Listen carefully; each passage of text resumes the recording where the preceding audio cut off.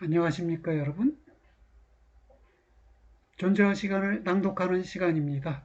이 시간에는 제57절 염려의 부름으로서의 양심 부분을 낭독하겠습니다.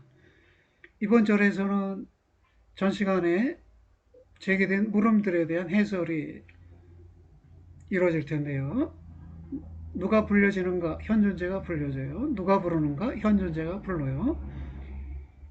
이 부름과 어떻게 관계하는가? 이 부름을 외면할 수도 있고, 즉 흘려들을 수도 있고, 부름을 제대로 들어서 이해할 수도 있겠네요.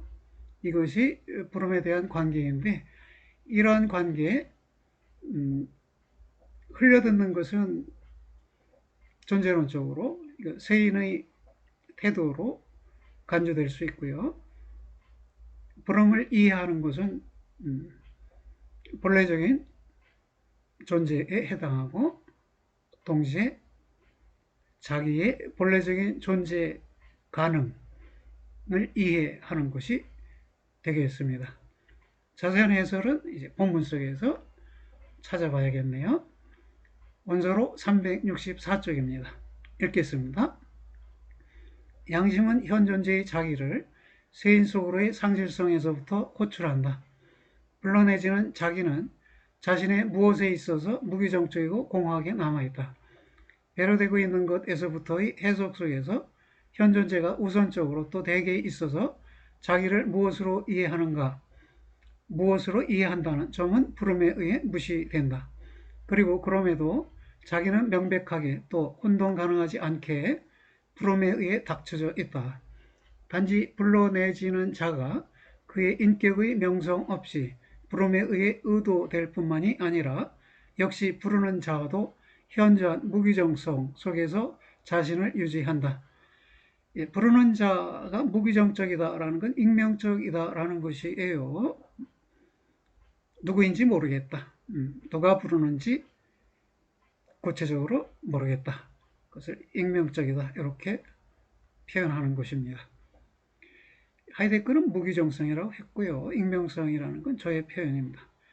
부르는 자는 자신의 이름, 지위, 출신 및 명성에 대한 물음들에 대해 단지 대답을 거부할 뿐만이 아니고 비록 그가 부름 속에서 결코 자기를 차단하지 않을지라도 자신을 세속적으로 방향 잡은 현존재 이해력에 대해 친숙하게 만들 최소한의 가능성도 역시 주지 않는다. 부름을 부르는 자는 각종의 자신의 알려짐을 단적으로 자기로부터 멀리 띄워놓는다. 이 점은 부름을 부르는 자의 현상적 성격에 속한다. 부르는 자의 존재의 유형에 역행하는 것이 자신을 하나의 고찰 및 논의 속으로 끌어들여지게 하는 것이다. 부르는 자는 자신이 논의되기를 원치 않는다는 것입니다. 부르는 자의 독특한 무기정성 및 무규정 가능성, 곧 익명성은 아무것도 아닌 것이 아니라 오히려 하나의 적극적인 탁월함이다. 그것, 즉 부르는 자의 독특한 무기정성 및 무규정 가능성이 고지하는 것은 부르는 자가 유일하게 어디에로 호출함에만 몰두한다는 점, 곧 부르는 자는 단지 그러한 자로서만, 즉 부르는 자로서만 들려져 있기를 원하고 또 더 나아가 설득되어 있지 않기를, 현존재에 의해, 즉 불러내지는 자에 의해 회유되어 있지 않기를 원한다는 점이다. 그렇다면 그러나 그 현상, 부르는 자의 적절한 것은 부르는 자에게 그가 누구인가 라고 묻는 것이 중지되는 것이 아닌가. 현사실적인 양심 부름에 대한 실존적 들음을 위해서는 물론 그렇지만, 그러나 부름의 현사실성, 피투성 및 들음의 실존성, 기투성의 실존론적 분석을 위해서는 그렇지 않다. 부름을 제대로 듣기 위해서는 누가 부르는가를 물을 필요가 없지만 양심의 실존론적 분석에 있어서는 누가 부르는가 물어줘야 하고 부르는 자가 규명되어야 한다는 것입니다. 그러나 여하튼 누가 부르는가라는 물음을 명시적으로 여전히 제기할 필요성이 성립하는가? 이미 그 물음에 대해서는 부름 속에서 불러내지는 자에 대한 물음에 대해서와 마찬가지로 현존재에게 명백하게 대답되지 않는가? 현존재가 양심 속에서 자기 자신을 부른다. 즉 현존재가 부른다라는 것은 상식적으로도 우리가 알 수 있지 않겠느냐. 근데 구태여 그 물음을, 즉 누가 부르는가라는 물음을 다시 물을 필요가 있겠느냐라는 것입니다. 부르는 자에 대한 이러한 이해력은 부름의 현사실적인 들음 속에서 많든 적든 끼어 있을지도 모른다. 존재론적으로는 그럼에도 현존재가 부르는 자이면서 동시에 불러내지는 자일 것이라는 대답은 결코 충분하지 않다. 그런 대답만으로는 충분하지 않다는 것입니다. 불러내지는 자로서의 현존재는 어쨌든 부르는 자로서의 현존재와는 다르게 거기에 즉 계시되어 있는 게 아닌가. 가령 부르는 자로서 기능하는 것은 가장 고유한 자기존재 가능인가. 단순히 불러내지는 자가 세인 자기라면 부르는 자라는 것은 고유한 자기존재 가능이지 않겠는가. 네, 대답은 긍정하는 것입니다. 부름은 과연 결코 우리 자신에 의해 계획되지도 준비되지도 의도적으로 수행되지도 않는다. 그것 S, 예. 한문에서 S라는 단어를 많이 쓰죠. 영어의 it에 해당하는 비인칭 주어이면서 가주어로 사용되기도 하고 익명적 주어이지요. 하이데거도 S하고 따옴표를 붙였어요. 이를 통해서 어떤 익명성을 의도한 것이겠죠. 그것의 예상함에 반해서 심지어 의지함에 반해서 부른다. 익명적인 그것이 예상함에 반해서 심지어 의지함에 반해서 부른다. 다른 한편으로 부름은 의심의 여지 없이 나와 함께 세계 속에 존재하는 어떤 타인으로부터 오지 않는다. 부름은 나에서부터 오고 그럼에도 나를 넘어서서 온다. 이러한 현상적 발견물, 즉 부름은 둘러대며 해석되어서는 안 된다. 그 발견물은 어쨌든 역시 한편으로 소리를 현존재 속으로 뻗치는 하나의 낯선 힘으로 해석하기 위한 출발점으로도 취해졌다. 종래에 그랬다는 것입니다. 낯선 힘, 신적인 힘으로 간주되기도 했어요. 양심의 소리가. 이런 해석 방향 속에서 계속 나아가면서 사람들은 그렇게 확정된 힘의 밑바탕에 하나의 소유자를 놓거나, 즉 신을 놓거나 혹은 그 힘 자체를 자신을 고지하는 인격, 신으로 간주한다.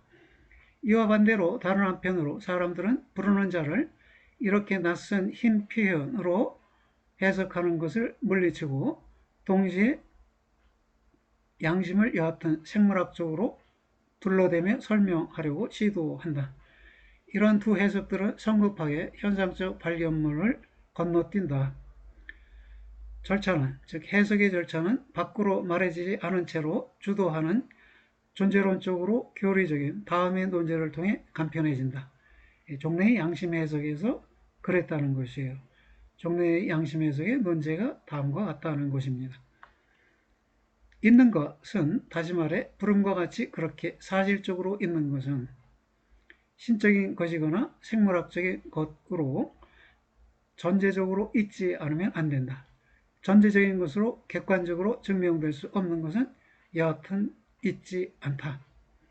바로 이런 입장 속에서 양심의 소리가 있다면, 즉 양심의 부름이 있다면 그것은 전제적으로 있는 것이고 전제적으로 있지 않다면 없는 것이다. 이렇게 생각한다는 것이에요. 이러한 방법적인 성급함에 맞서서 중요한 것은 다음, 곧 단지 현상적 발견물을 부름이 나에서부터 나를 넘어서 오면서 나에게로 도달한다는 점을 여하튼 고수할 뿐만 아니라 역시 그것, 즉 부름 속에 놓여있는 존재론적인 앞선 윤곽, 곧 현존재의 하나의 현상 그 자체의 앞선 윤곽도 고수하는 것이다. 양심 현상을 염려가 앞서 윤곽 지우고 있다는 것이에요. 그 점을 고수해야 한다는 것입니다. 이러한 존재자의 실존론적 구성틀, 염려가 부르는 그것의 존재 유형의 해석을 위해 유일한 실마리를 제공할 수 있다. 염려가 부르는 그것의 존재 유형의 해석으로의 실마리를 제공한다는 것이네요. 현존재의 존재의 구성틀, 곧 염려에 대한 지금까지의 분석은 부르는 자의 존재 유형을 또 이로써 역시 부름의 존재 유형도 존재론적으로 이해 가능하게 만드는 하나의 길을 나타내는가? 부름이 명시적으로 나에 의해 수행되지 않고 오히려 익명적인 그것이 부른다는 점은 아직은 부르는 자를 하나의 비현존재적인 존재자 속에서 찾는 것을 정당화하지 않는다. 현존재는 그럼에도 각기 언제나 현사실적으로 실존한다. 현존재는 하나의 자유롭게 떠도는 자기 기투가 아니고 오히려 현존재는 그가 그것인 그런 존재자의 현사실로서의 기투성을 통해 규정되어 있는데 만약 현존재가 각기 이미 실존에 넘겨졌고 또 부단히 넘겨진 채로 남아있다면 그런 것이다. 현존재의 현사실성 혹은 피투성은 그러나 본질적으로 하나의 전제자의 사실성과는 구별된다. 현존재의 사실성과 전제자의 사실성은 구별되기 때문에 현존재의 사실성을 현사실성이라고 표현하고 있죠. 실존하는 현존재는 자기 자신에게 하나의 세계 내부적인 전제자로서 만나지지 않는다. 피투성은 그러나 접근 가능하지 않은 성격으로 또 그의 실존을 위해 중요하지 않은 성격으로 현존재에게 달라붙는 것이 아니다. 피투된 것으로 현존재는 실존 속으로 피투되어 있다. 그렇죠? 세계 내 존재 속으로 피투되어 있고 그것은 곧 실존 속으로 피투되어 있는 것과 마찬가지네요. 세계 속으로의 피투가 세계 내 존재 속으로의 피투이고요. 세계 내 존재 속으로의 피투는 현사실성과 실존과 퇴락 속으로의 피투이기도 합니다. 현존재는 그가 존재하는 식으로 또 존재할 수 있는 식으로 존재해야만 하는 그런 존재자로서 실존한다. 현존재가 현사실적으로 피투된 채로 존재한다는 점은 외와 관련해서는 숨겨져 있을지 몰라도 그러한 점 자체는 그럼에도 현존재에게 게시되어 있다. 왜 현사실적으로 피투된 채로 존재해야 하는가? 그거는 글쎄요. 그 숨겨져 있죠. 또는 운명적으로 그렇게 정해진 것이죠.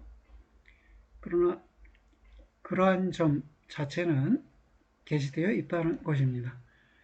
그 존재자의 피투성은 현장이라는 게시성에 속하고 또 부단히 그때마다의 심정성 속에서 드러난다. 이러한 심정성이 현존재를 많든 적든 명시적으로 또 본래적으로 데려오는 곳은 그는 존재하고 또 그가 그것인 그런 존재자로서 존재할 수 있으면서 존재해야만 한다는 점 앞이다. 대개에 있어서 그러나 기분은 피투성을 폐쇄한다. 현존재는 이러한 피투성 앞에서 세인 자기의 추정적인 자유의 간편함 속으로 도피한다. 이러한 도피는 섬뜩함 앞에서의 도피라고 앞에서 특징 지어졌는데 이 섬뜩함은 개별화된 세계 내의 존재를 근본적으로 규정하는 것이다.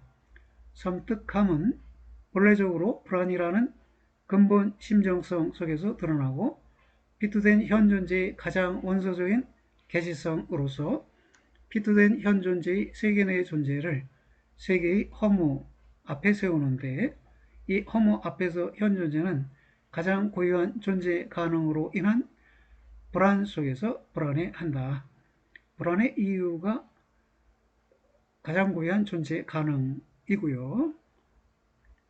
불안의 대상은 피투된 세계 내 존재이지요. 다시 말할까요? 불안의 대상은 피투된 세계 내 존재, 불안의 이유는 세계 내 존재의 가능성. 다시 말해 세계 내 존재의 가장 고유한 존재 가능입니다.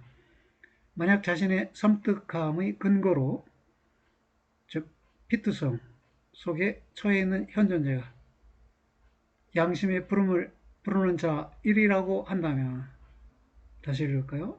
만약 자신의 섬뜩함의 근거 속에 처해 있는 현 존재가, 즉 피투성 속에 처해 있는 현 존재가 양심의 부름을 부르는 자 1이라고 한다면 어쩔 것인가? 그 점에 대해 아무것도 반대하지 않고, 그러나 지금까지 부르는 자 및 그의 부름의 성격 규정을 위해 명확히 제시된 모든 현상들이 그 점에 찬성한다.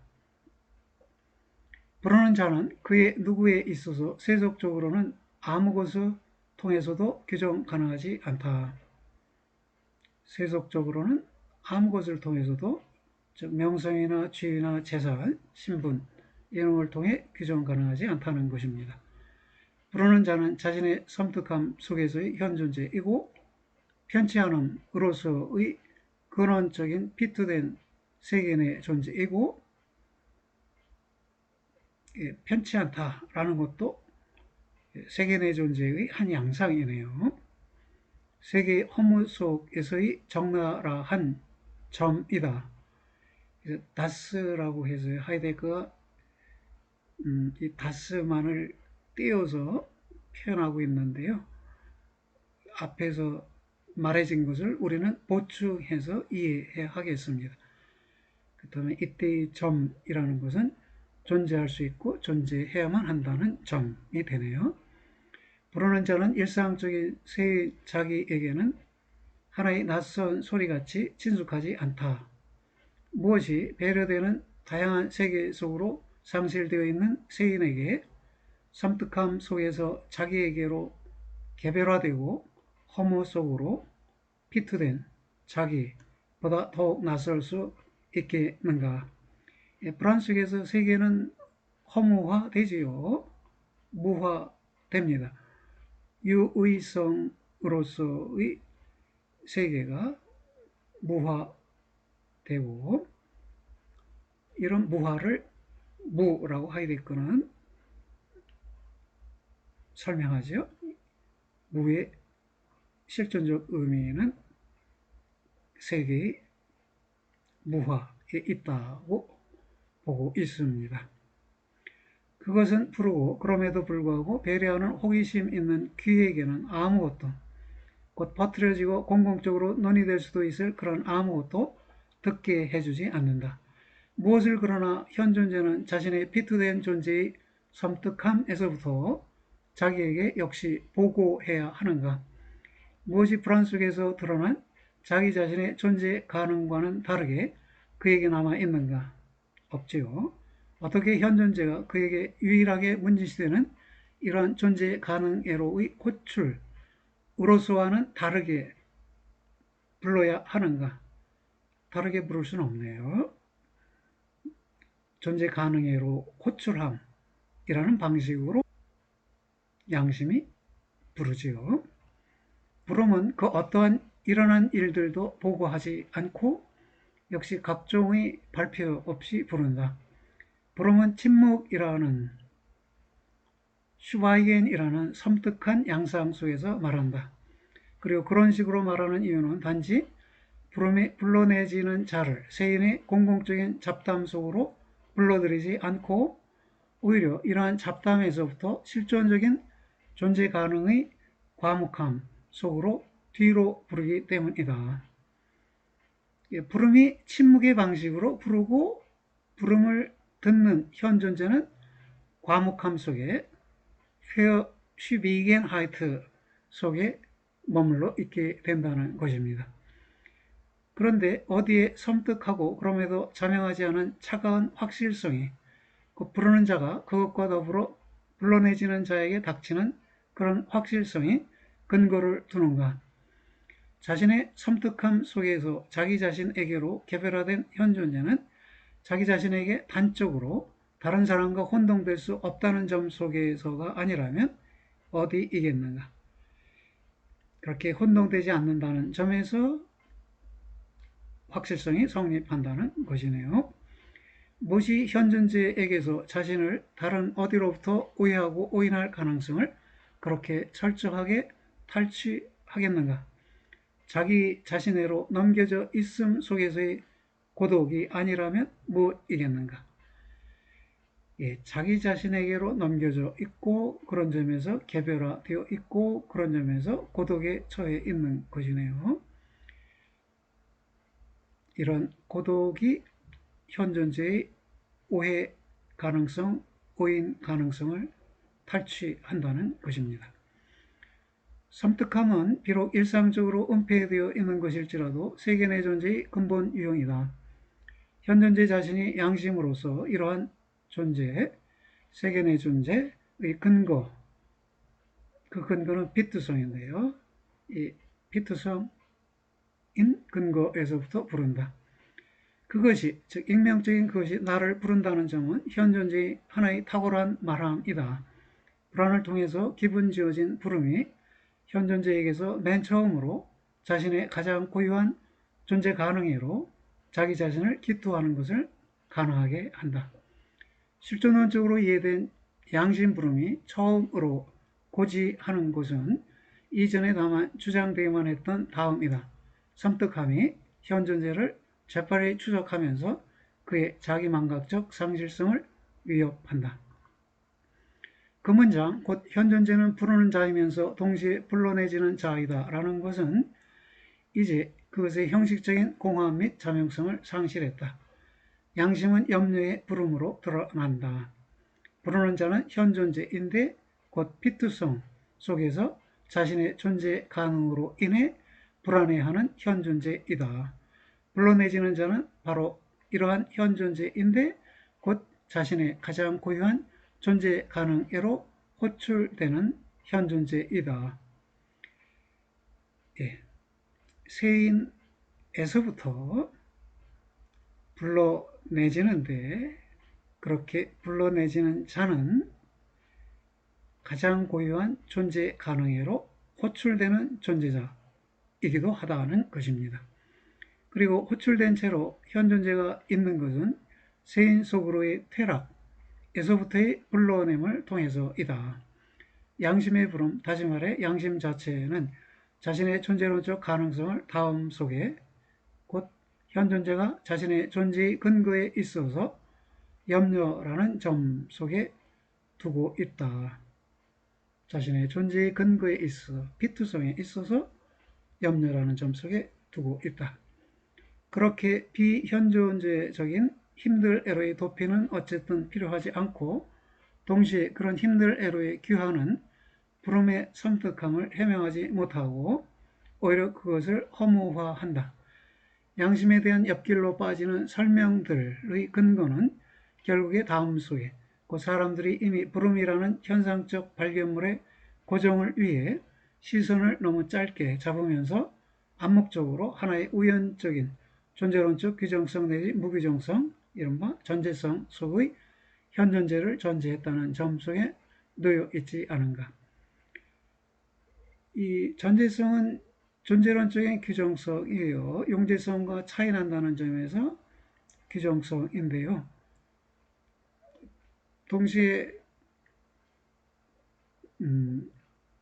용제성과 전제성을 구별하지 않고 모든 존재 방식을 전제성으로 간주한다는 점에서는 무규정성이에요. 그러니까 전제성은 규정적 개념이자 동시에 무규정적 개념이라는 것이에요. 용제성과 차이 나는 점에서는 규정적 개념이지만 용제자와 구별되지 않고 용제자를 포괄해서 말해지는 점에서는 무규정적 개념이라는 것입니다. 왜 분석의 출발에 있어서 현존재의 존재가 너무 낮게 평가되지 않았는지를, 다시 말해 단순히 해롭지 않고 어떻게든 등장하는 주관이자 인격적 의식을 갖추고 있는 존재적인 주관으로 간주되지 않았는지를 확인하기도 전에 낯선 힘들 옆에서 정보를 구하는가. 양심의 소리를 듣는 현존재를 전제적인 주관으로 간주한 그 사실을 반성적으로 확인해야 하는데 그런 확인 없이 양심의 소리들을 낯선 힘들로 간주해 버렸다는 것입니다. 그리고 그럼에도 세속적으로 볼 때 아무도 아닌 사람인 부르는 자를 하나의 힘으로 해석함 속에는 하나의 객관적으로 눈앞에 발견 가능한 것을 편견 없이 인정함이 놓여 있는 듯이 보이다. 눈앞에 발견 가능한 것, 전제자를 말하는 것이죠. 그러나 올바로 눈여겨보면 이런 해석은 단지 양심 앞에서의 하나의 도피, 곧 현존재의 하나의 출구일 뿐인데, 이러한 출구를 통해 현존재는 이를테면 세인을 그의 존재의 섬뜩함으로부터 분리하는 얇은 벽, 즉 양심으로부터 살금살금 달아나는 것이다. 양심에 대한 앞에서 언급된 해석, 즉 힘으로의 해석은 자기가 단순히 주관적으로 말하지 않는 하나의 일반적으로 구속적인 소리라는 의미에서의 양심의 부름을 인정한다고 사칭한다.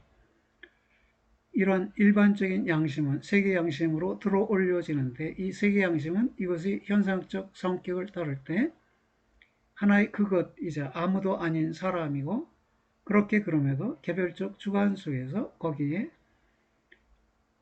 이러한 무규정자로서 말하는 무엇이다. 일반적 양심, 세계 양심이라고 말해지는 것도 개별적 주관 속에서 무규정자로서 말하고 있는 무엇이라는 것입니다. 변형된 양상으로서의 양심이라는 것이네요. 그러나 이러한 공공적인 양심, 이것은 세인의 소리가 아니고 다른 무엇이겠는가? 세계 양심이라는 이런 의심스러운 고안품애로 현존재가 올 수 있는 것은 단지 양심이 근본적으로 또 본질적으로 모든 사람에게서 각기 나의 것이기 때문일 뿐이다. 네.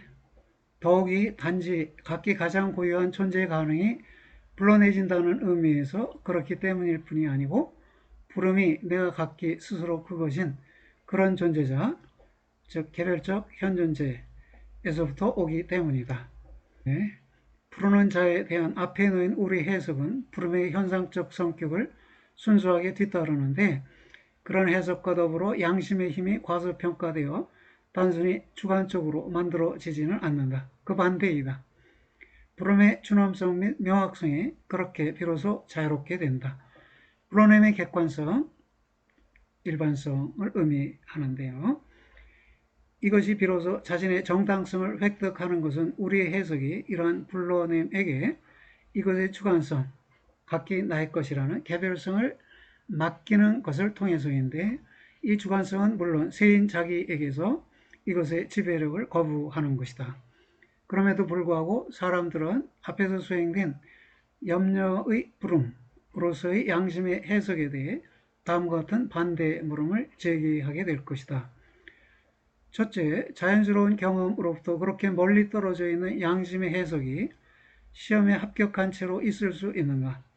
둘째, 어떻게 양심이 이것이 그럼에도 우선적으로 또 대개에 있어서 단지 질책하고 경고하는 곳에서 가장 고유한 존재 가능애로 호출하는 자로 기능한다는 것인가?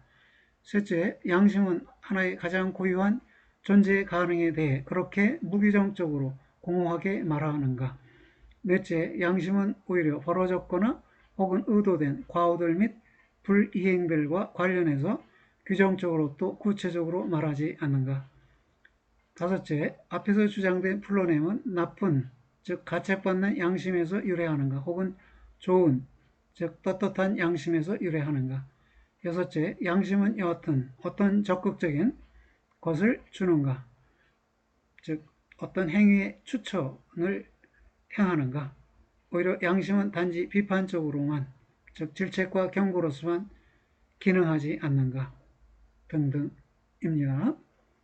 여기서 질책하고 경고하는 이라는 표현이 있는데요.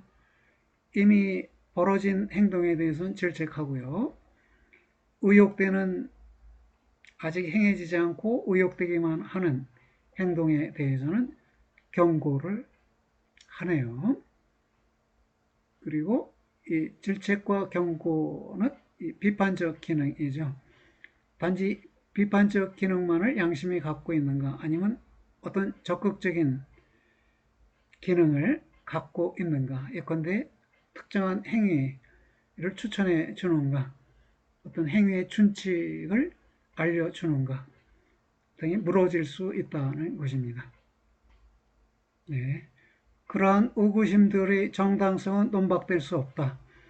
양심에 대한 우리 하나의 해석으로 요구될 수 있는 것은 그 해석 속에서 사람들이 문제적인 현상을 이것이 일상적으로 경험되는 식으로 재인식하는 것이다. 이런 요구를 충족시킨다는 것이 말하는 것은, 그러나 그럼에도 다시금 양심이 적극적이거나 비판적인 기능을 갖고 있다는 통속적인 존재자적 양심 이해력을 양심의 존재론적 해석을 위한 1차적 법적 내지 기준으로 인정한다는 것이 아니다. 다른 한편으로 그러나 앞에서 제시된 의구심들은 너무 일찍 와 있는 것들인데 그것들에 관련된 양심의 분석이 아직 목표회로 데려와져 있지 않는 동안에는 그런 것이다. 지금까지 추구된 것은 다만 양심을 현존재의 현상으로서 이러한 존재자의 존재론적 구성틀로 염려애로 도로 데려오는 일이었다. 이 일은 양심을 현존재 자신 속에 놓여있는 하나의 증언으로 그 현존재의 가장 고유한 존재 가능, 다시 말해 자기 존재 가능에 대한 하나의 증언으로 이해 가능하게 만드는 과제의 준비로 기여하였다. 양심이 증언하는 것이 그러나 비로소 완전한 규정성에 이르게 되는 때는 어떤 성격을 부름에 순전하게 상응하는 들음이 갖고 있지 않으면 안 되는가 하는 점이 충분히 분명하게 한정되어 있을 때이다. 예, 부름에 상응하는 들음이 갖고 있는 성격은 이해라는 성격이네요. 부름을 따르는 본래적인 이해는 양심 현상에 자신을 단지 덧붙이는 하나의 부가물이 아닌데 곧 이미 생겨나는 혹은 역시 지체될 수도 있는 하나의 과정이 아니다. 불러냄의 이해에서부터 또 이와 한 가지로 그 이해와 더불어 비로소 완전한 양심 체험이 파악될 수 있다. 만약 부르는 자와 불러내지는 자가 함께 각기 고유한 현존재 자신이라면 부름의 각종의 흘려들음 속에는 곧 각종의 잘못 들음 속에는 현존재의 하나의 특정한 존재 유형, 곧 대락이 놓여 있다. 아무것도 그것에 의거해 결과로 일어나지 않는 그런 자유롭게 떠도는 부름은 실존론적으로 볼 때 하나의 불가능한 허구이다.